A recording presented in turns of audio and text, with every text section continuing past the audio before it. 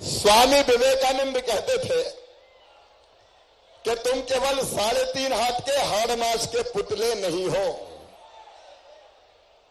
तुम अमृत के पुत्र हो, तुम ईश्वर के अंश हो, तुम अमर आनंद के भागी हो और तुम अनंत शक्तियों के भंडार हो। मैं आज तुमसे बहुत गंभीरता से कहना चाहता हूं, अपने आप को कमजोर मत समझना, दीनहीन मत समझना। दुनिया में हर काम तुम कर सकते हो, ये आत्मविश्वास मन में रखना। बोलो रखोगे? ये नीचे कर ले जरा। ये मामा फॉर यूथ बाद में उठाना, पहले मामा को सुन लो। मैं बहुत सीरियसली कह रहा हूं,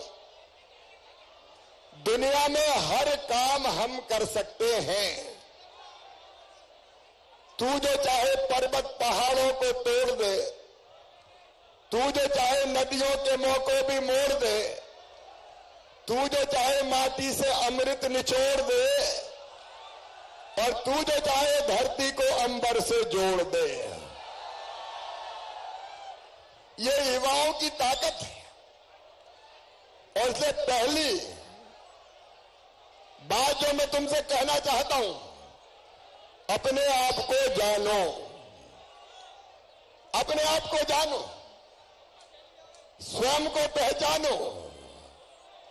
और आज मैं ये संदेश देने भी आया हूं कि तुम्हें मध्य प्रदेश के प्रगति और विकास में सहभागी बनकर एक नया इतिहास रचना है।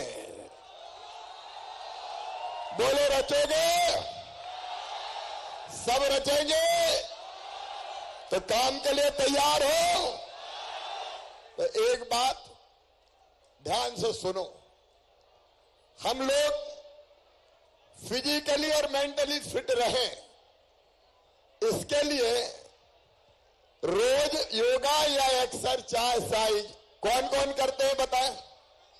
ईमानदारी से बताना। जो नहीं करते उनको करने की कोशिश करनी चाहिए। बोलो करोगे? पीछे वाले भी करेंगे। मेंटली और फिजिकली हमको फिट रहना है। और जो काम हमको मिला है, देखिए हमारा काम केवल थ्योरेटिकल नहीं, प्रैक्टिकल ज्ञान हासिल करना है। ये अपने आप को तराशने का काम है, ये अपने आप को बनाने का काम है। और इसलिए हम काम करें तो बेहतर सीखने के भाव से काम करें, ताकि हमारा जो व्यवहारिक ज्ञान है ये जीवन भर हमारे काम आए। उसके लिए जरूरी है पूरी गंभीरता। मैं पहली चीज और जो आपसे कहना चाहता हूं उसको भी ध्यान से सुनो। हमारा जो काम है सीएम जन सेवा मित्र। देखो मेरे बेटा बेटियों, भारत दुनिया का सबसे बड़ा लोकतंत्र है और हमारे पीएम साहब ने कहा कि हमारा देश मदर ऑफ डेमोक्रेसी है, लोकतंत्र की जननी अपना महान भारत है। और आप लोकतंत्र की पाठशाला में व्यवहारिक ज्ञान प्राप्त करके, जैसा सचिन चतुर्वेदी जी कह रहे थे, अंतिम व्यक्ति तक योजनाओं का लाभ पहुंचाने की कोशिश करोगे। बोलो करोगे? हमारे लिए जनसेवा मित्र पुराने 6 महीना पहले जो आए थे, ठीक 6 महीने बाद फिर मिल रहा हूं। याद है कि नहीं? 4 तारीख। और जो वादा किया वो भी निभाया। मैंने कहा था 8 से 10 करूंगा,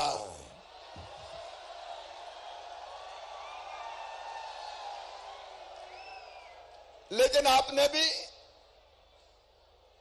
काम के नए रिकॉर्ड स्थापित किए।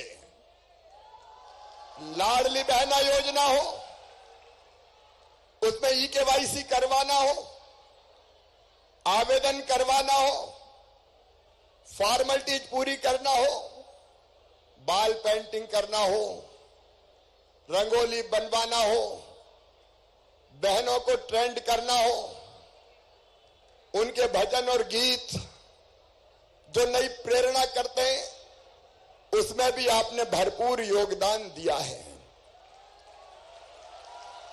एक बात और, मामा तो है ही, भांजे भांजियो तुम भी तो बहुत प्यारे हो। एक काम और, आप लोग मेरी आंख और कान हैं, बोलो हो। जमीन पर जो चल रहा है वो सच्चाई मुझे बताते रहना, ताकि अगर कहीं गड़बड़ हो तो वो गड़बड़ भी मुझे पता चल जाए और गड़बड़ करने वालों को ठीक कर दिया जाए। अब अपने इस काम के लिए 2-3 टिप्स तुमको देता हूं। हम बेहतर व्यवहारिक ज्ञान कैसे प्राप्त करें? एक, हम बेहतर तब कर पाएंगे जब फील्ड में जाएंगे।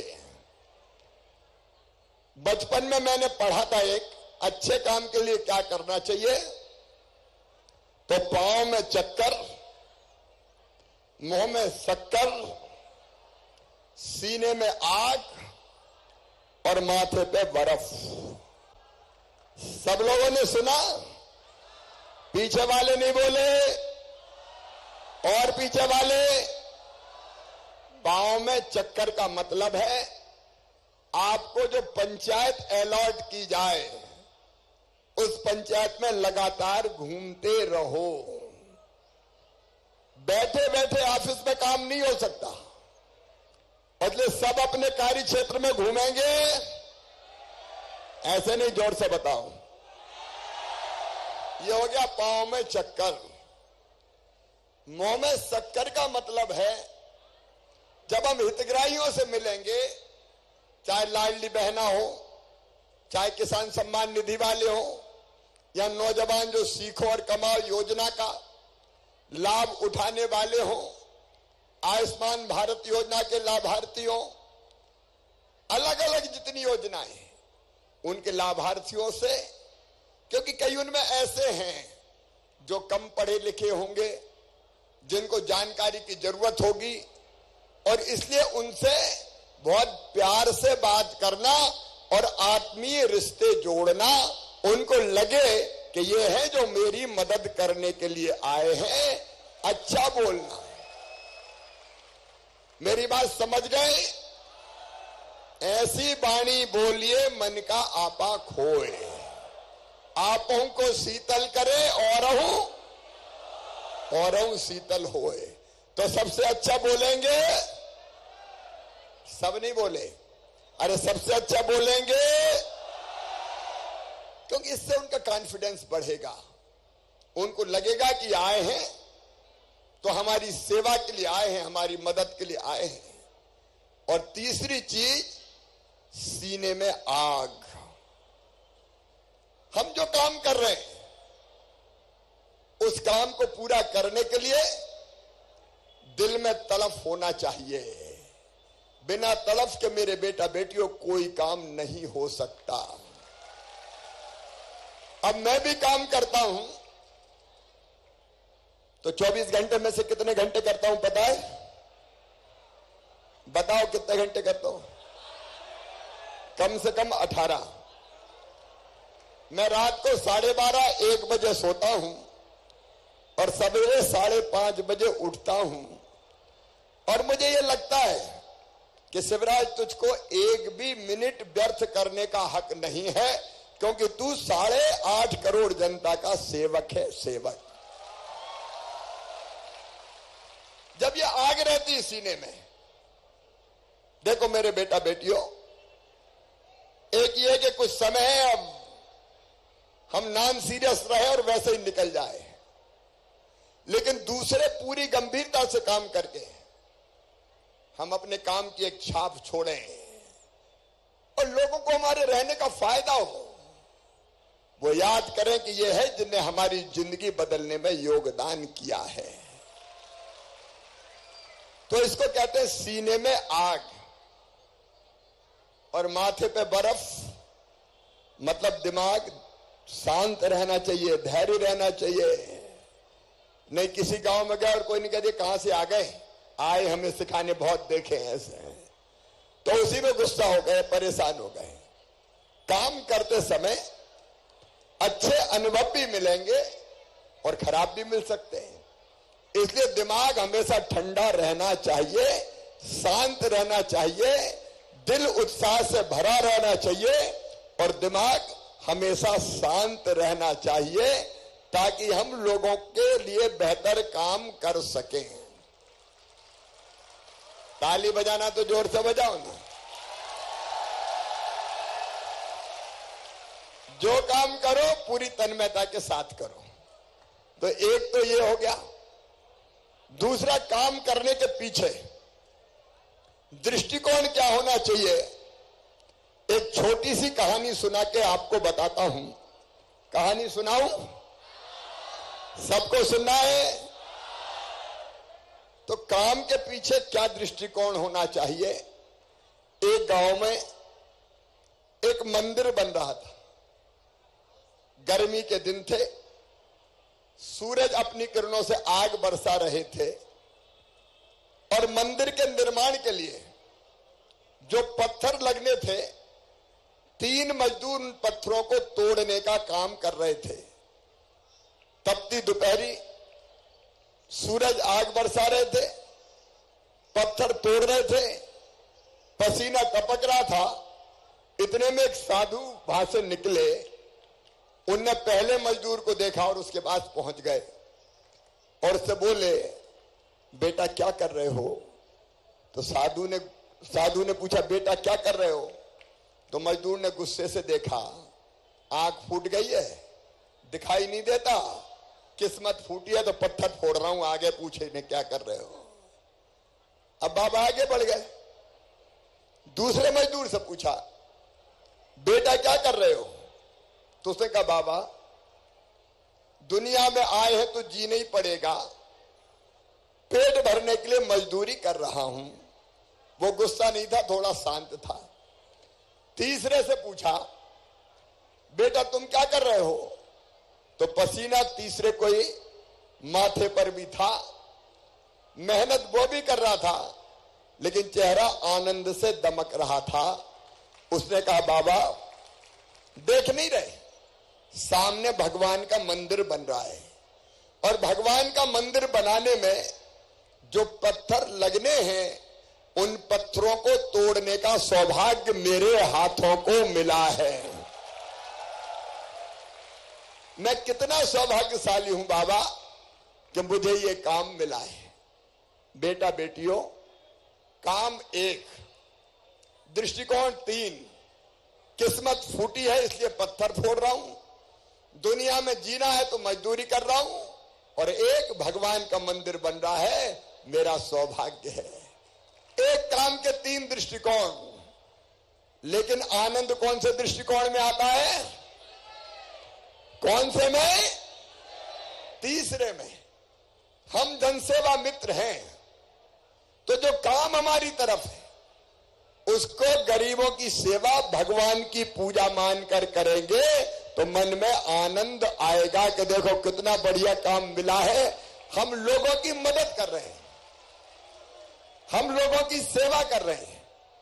तो काम का दृष्टिकोण अगर ये रखेंगे तो आपको बहुत काम करने में आनंद और प्रसन्नता का अनुभव होगा। मेरे बेटा बेटियों, अपना मध्य प्रदेश ये एक जमाने में, आज मैं तुमको बताना चाहता हूं। मध्य प्रदेश की कहानी सुनाऊं क्या? सब बताओ, सुनाऊं क्या? तो एक जमाना था जब तुम छोटे छोटे थे, तब मेरे बेटा बेटियों मध्य प्रदेश में सड़कें नहीं थी, गड्ढों में सड़क थी कि सड़क में गड्ढा था ये पता ही नहीं चलता था। तब दिग्गी राजा का राज हुआ करता था और गड्ढों में लोग सड़क ढूंढते थे। अगर सड़क पे चलते थे तो हालत ये हो जाती थी, गाड़ी खाए हिचकोले, हड्डा पसरा सारे डोले, याद आ गए शंकर भोले। सड़कों का पता नहीं था। तुम तो मामा के राज में पैदा हुए हो, इसलिए तुमने वैसी सड़कें नहीं देखी। तुम्हें पता है बिजली कितने घंटे आती थी? किसी को पता है क्या? 3 घंटा 4 घंटा 24 में से बिजली आती थी और बच्चे एग्जाम की तैयारी लालटेन में करते थे। लालटेन में गर्मी के दिनों में कई बार रात रात भर सड़कों पे घूमना पड़ता था हवा करते हुए, क्योंकि बिजली आती ही नहीं थी। पीने का पानी हो चाहे सिंचाई की व्यवस्था हो, मध्य प्रदेश में कोई इंतजाम नहीं था। और हालत यह थी कि मध्य प्रदेश को कहते थे बीमारू राज्य। क्या कहते थे? बीमारू राज्य। मेरे बेटा बेटियों, मध्य प्रदेश की पर कैपिटा इनकम थी केवल 11,000 रुपया। कितनी थी? केवल 11,000 रुपया। मध्य प्रदेश का बजट था कुल 21,000 करोड़ रुपया।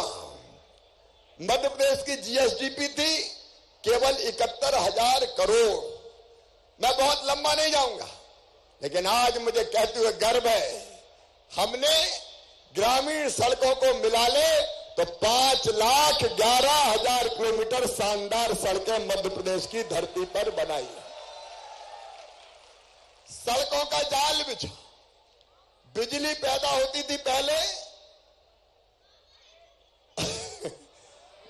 बिजली पहले पैदा होती थी केवल 2900 मेगावाट। आज बिजली का उत्पादन है 28,000 मेगावाट। कितना है? 28,000 मेगावाट। सिंचाई की व्यवस्था कुल मिला के पहले थी, आजादी के पहले की भी, कांग्रेस, राजा, नवाब, अंग्रेज सबने मिलकर की थी 7.5 लाख हेक्टेयर में कई वर्षों में। और अब बढ़ के मामा के राज में कितनी हो गई? 47 लाख हेक्टेयर सिंचाई की व्यवस्था मध्य प्रदेश की धरती पर हुई है। मेरे बेटा बेटियों, पर कैपिटा इनकम बढ़ के 11,000 से 1,40,000 रुपया हुई है इस बीच में। मध्य प्रदेश के बजट का साइज पहले था 21,000 करोड़, 2012 में बढ़ा के हमने किया 1 लाख करोड़, 2020-21 में किया 2 लाख करोड़, और 2023-24 में कितने का बजट आया है पता है? 3,14,000 करोड़ रुपए का। मध्य प्रदेश के जीएसडीपी का साइज था 71,000 करोड़ रुपया, आज बढ़ के हो गया है लगभग 15 लाख करोड़ रुपया। देश की जीएसडीपी में हमारा योगदान होता था केवल 3.6%, आज बढ़ के हुआ है 4.8%। कई योजनाएं जिनमें मध्य प्रदेश आज नंबर 1 है। लेकिन मेरे बेटा बेटियों, मध्य प्रदेश को केवल यहां नहीं छोड़ना है और आगे ले जाना है। और दुनिया के सबसे अच्छे राज्यों में से एक राज्य मध्य प्रदेश को मुझे बनाना है, और इसमें तुम्हारा सहयोग चाहिए। बोलो, सबका साथ मिलेगा? मेरे प्रिय बच्चों, एक जमाना था जब हाथ में बस्ता और बैठने की फट्टी ले जानी पड़ती थी स्कूल में। आज वहां से आगे बढ़ के हम सीएम राइज स्कूल बना रहे हैं। सीएम राइज स्कूल बना रहे हैं। एक जमाना था कि पढ़ने के लिए फीस का इंतजाम नहीं होता था, लेकिन अब मैं तुमको कह रहा हूं आत्मविश्वास के साथ, क्योंकि मैं ऐसे गरीब और किसान परिवार से आता हूं जिसने अपनी आंखों से गरीबी का दर्द देखा है। अगर प्रतिभा है, टैलेंट है, लेकिन पढ़ने के लिए पैसे नहीं है तो मन कितनी निराशा और हताशा से भरता था। अब हमने तय किया है बेटा बेटियों कि बच्चे अगर 12वीं में 75% लाएंगे तो लैपटॉप तो देते ही देते हैं हम, उसके पैसे तो मिलते ही हैं, लेकिन मुख्यमंत्री मेधावी विद्यार्थी योजना बना के तय किया कि उनका एडमिशन उनकी मेहनत से अगर मेडिकल कॉलेज में होगा, इंजीनियरिंग कॉलेज में होगा, आईआईटी आईआईएम में होगा, कहीं और उच्च शिक्षण संस्थान में होगा, विदेश की प्रतिष्ठित यूनिवर्सिटी में भी होगा, तो फीस बहुत ज्यादा होती है। गरीब और किसान परिवार, निम्न मध्यम वर्गीय परिवार ये फीस नहीं भरवा सकते, तो अब उन बच्चों की फीस उनके मम्मी पापा नहीं भरवाएंगे। कौन भरवाएगा? मामा भरवाएगा, भारतीय जनता पार्टी की सरकार भरवाएगी। हमने तय किया कि रोजगार एक बड़ी समस्या है। पढ़ने लिखने के बाद आखिर बच्चे कहां जाएं, उसके रास्ते भी निकाले। एक तरफ जब शासकीय नौकरियों में भर्ती का क्रम जारी किया, 15 अगस्त तक 1 लाख भर्तियां हो जाएगी, लेकिन वहीं दूसरी तरफ हमने तय किया बच्चों को स्किल्ड भी बनाएंगे। एक योजना भी लॉन्च हो रही है, 13 अगस्त को मैं लॉन्च करूंगा। 13 अगस्त को उस योजना का नाम है मुख्यमंत्री सीखो और कमाओ योजना।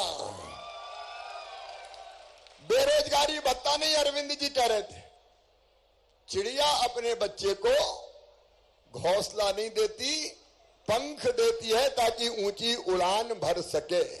हम बच्चों को काम सिखाएंगे। अलग अलग कंपनीज में वैकेंसी निकल रही है, वहां काम सीखने जाएंगे और काम सीखने के बदले उनको 8,000 रुपया महीना दिया जाएगा ताकि वो काम सीखें।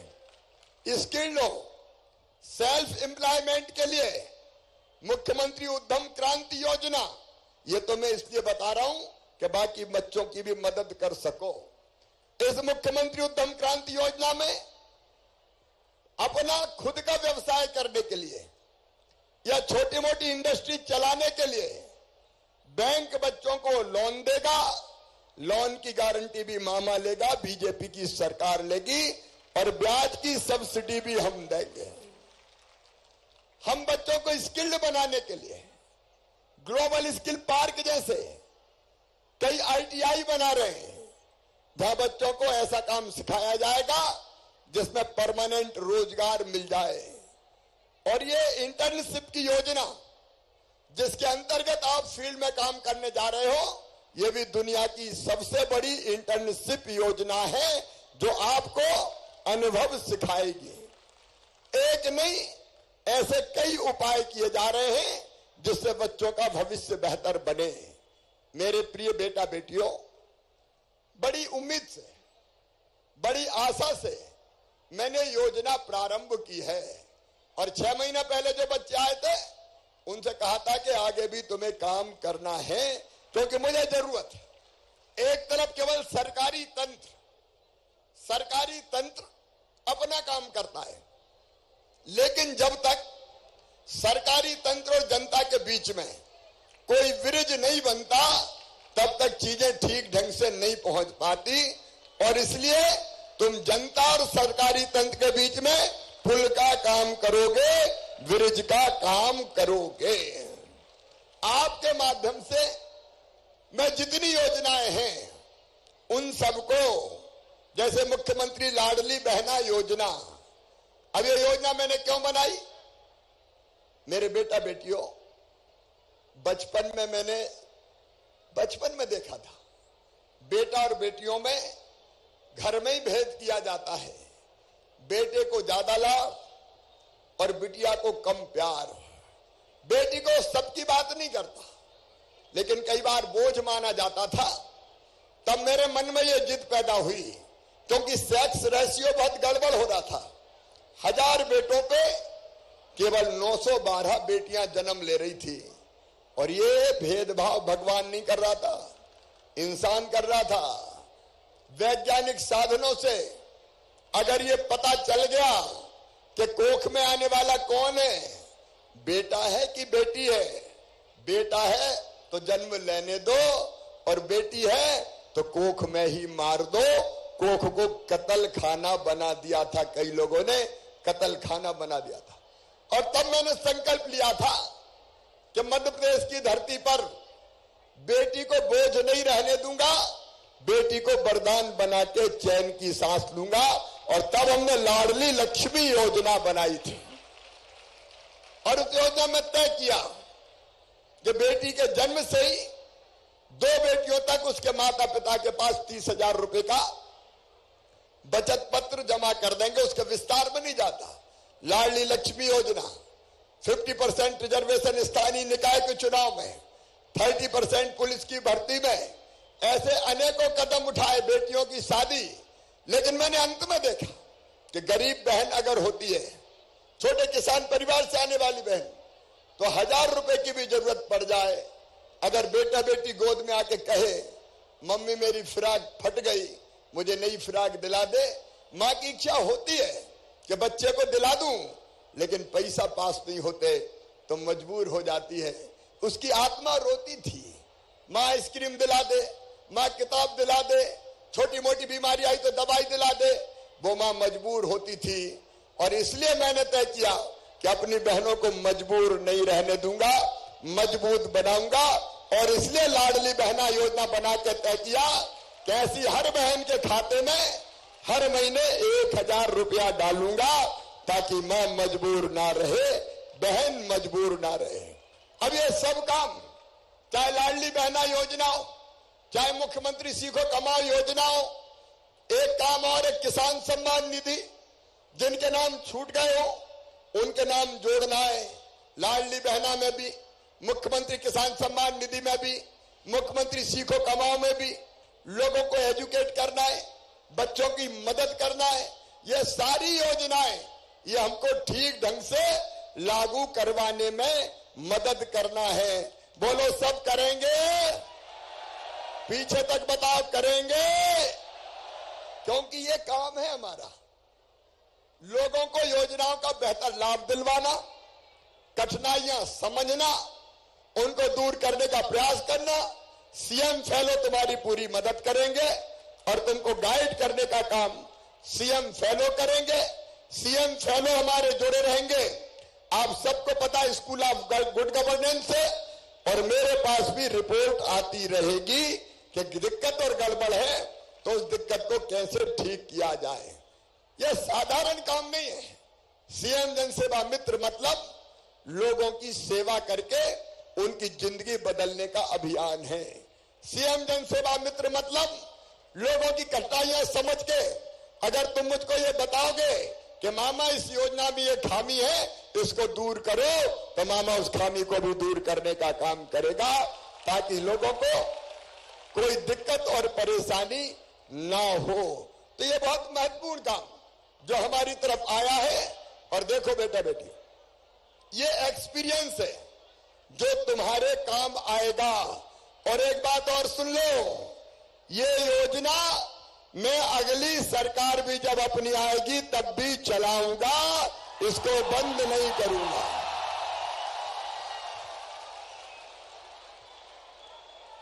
क्योंकि इसकी जरूरत हमेशा रहेगी, रहेगी कि नहीं रहेगी। और इसलिए सीएम जनसेवा मित्रों की काम लगातार जारी रहने वाला है, ताकि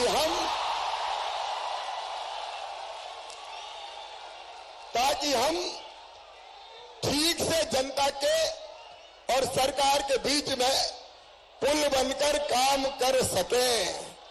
और इसलिए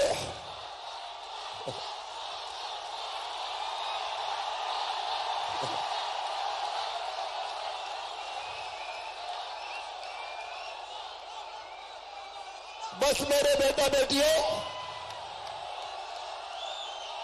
तुम ठीक से अपना काम करो और तुम्हारे भविष्य की जवाबदारी अपने मामा को सौंप दो।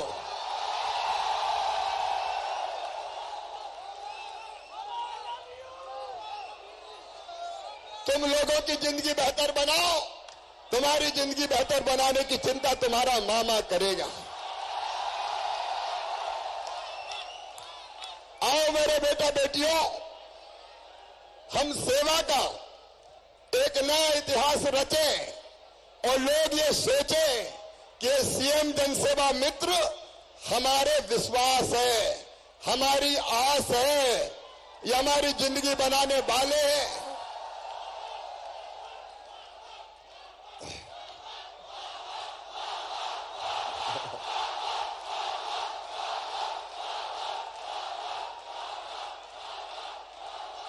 मुझे तुम पर पूरा विश्वास है कि तुम मेरे विश्वास की कसौटी पर खरे उतरोगे। आओ मेरे बेटा बेटियों, मेरी जिंदगी तो मध्य प्रदेश की जनता के लिए समर्पित है। मध्य प्रदेश की जनता की जिंदगी बदल सका तो मैं अपने जीवन को धन्य मानूंगा। और इस काम में मुझे तुम्हारा सहयोग चाहिए, तो सबका सहयोग मिलेगा। पीछे वाले भी बताएं, सबका सहयोग मिलेगा। सब मिलकर मेहनत ईमानदारी से काम करेंगे, बेहतर एक्सपीरियंस गेन करेंगे, अपने अनुभव से मुझे अवगत कराते रहेंगे। हम सब मिलकर मध्य प्रदेश को बहुत आगे ले जाएंगे और मध्य प्रदेश की जनता की जिंदगी बदलने का काम करेंगे। मेरी तरफ से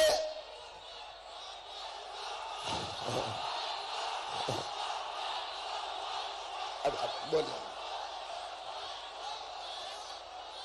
मेरी तरफ से तुम सबको बहुत बहुत शुभकामनाएं, खूब आशीर्वाद, खूब आगे बढ़ो, लोगों की बेहतर सेवा करो और अपने मम्मी पापा का नाम भी रोशन करो।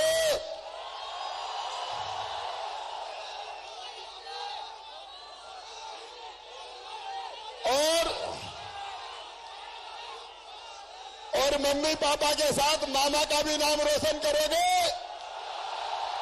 तो आओ, आज से हम नई शुरुआत करें मध्य प्रदेश के विकास की, मध्य प्रदेश के नवनिर्माण की और जनता के कल्याण की। मिलके मामा भांजे और भांजिया साथ काम करते हैं और एक नया इतिहास रचते हैं। सेनानी करो प्रयाण अभय,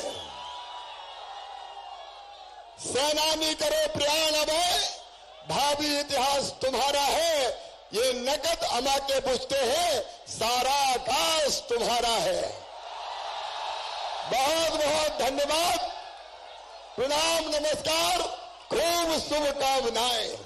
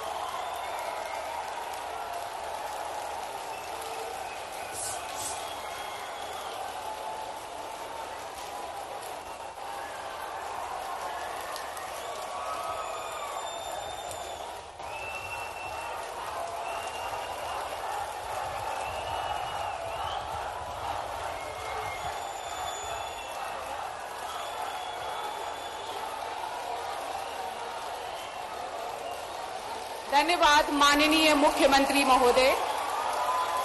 आप हम सभी के लिए प्रेरणा का बहुत बड़ा स्रोत हैं और आपके द्वारा युवाओं के लिए किए गए कार्य पूरी दुनिया में सराहनीय है। धन्यवाद माननीय मुख्यमंत्री महोदय श्री शिवराज सिंह चौहान जी।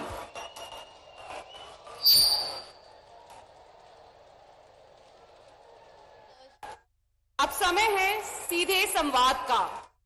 संवाद माननीय मुख्यमंत्री जी के साथ।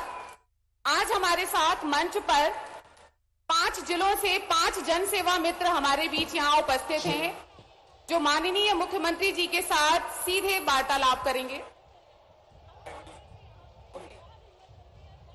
हम एक 2 सेकंड का 2 मिनट का म्यूजिक ब्रेक ले रहे हैं। सो आई थिंक आप सभी को मजा आएगा।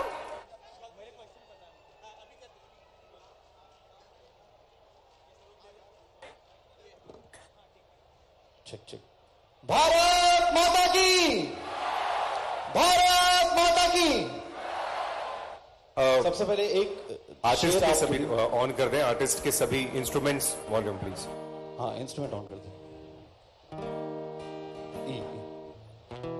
हमारे आदरणीय और प्रिय मामा जी के लिए 2 लाइन हम सभी की तरफ से कि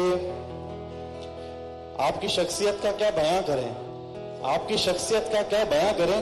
बस हम सब इतना ही कहते हैं कि आसमान से ऊंचे हैं फिर भी झुके रहते हैं। सजा दो घर को गुलशन सा, सजा दो घर को गुलशन सा मेरे, सजा दो। आपकी तालियां चाहिए। सजा दो घर को गुलशन सा मेरे सरकार आए हैं। सजा दो घर को गुलशन सा मेरे सरकार आए हैं। मेरे सरकार आए हैं, मेरे सरकार आए हैं।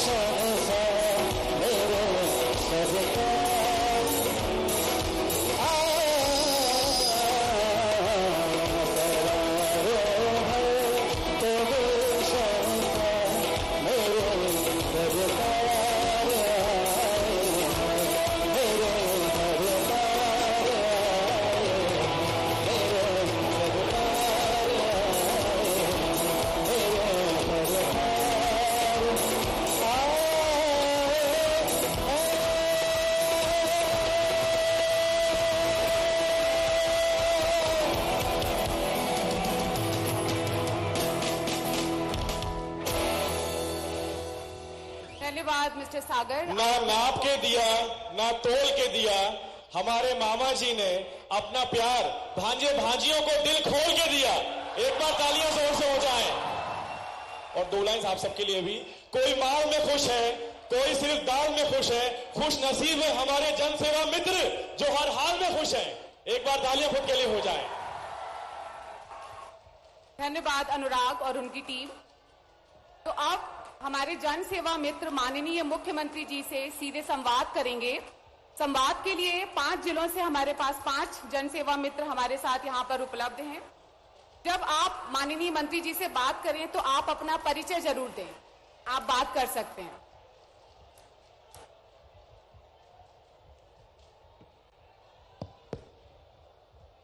अब सब ध्यान से सुनेंगे जरा। सीएम जनसेवा मित्र कुछ पूछ रहे हैं।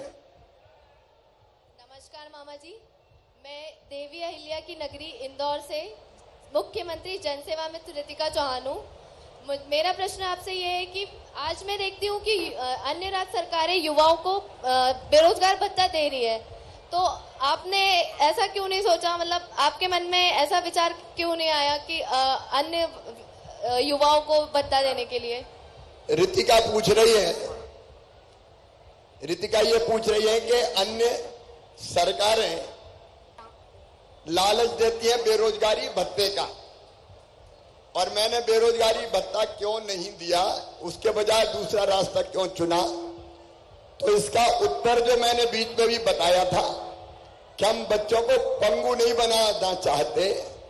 मैंने कहा था कि चिड़िया अपने बच्चों को घोंसला नहीं देती, पंख देती है ताकि वो ऊंची उड़ान भर सके।